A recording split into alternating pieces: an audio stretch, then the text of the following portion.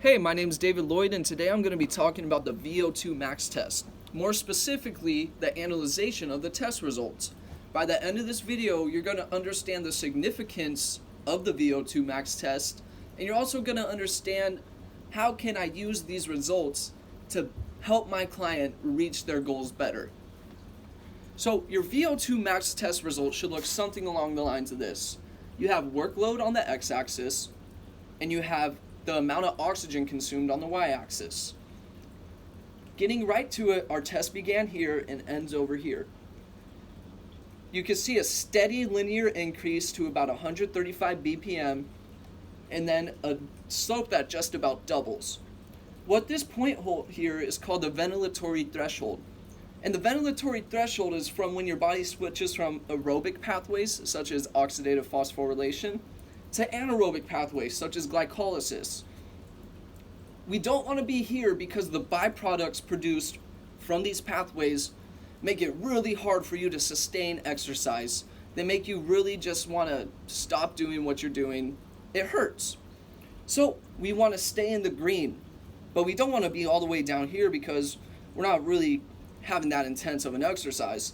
We want to be right where the threshold is, right below it. So our threshold, ventilatory threshold, is at about 135 BPM. And remember, that threshold is from when you switch from aerobic to anaerobic exercise. So the ventilatory threshold can be used as a good guideline of how far to push your client. So with this client, we would want to keep them in the range of about 130 BPM to 135 BPM, not surpassing that threshold. Because when we're at that high of a BPM, we're about right here, we're still in the green. We're still in aerobic and we're doing the hardest intensity we can for aerobic exercise. If we went to like 137, 138, we'd be in anaerobic and our client would only be allowed to work out for a few more minutes. But since we have not passed this ventilatory threshold, we can continue workout for a really long time using these aerobic pathways.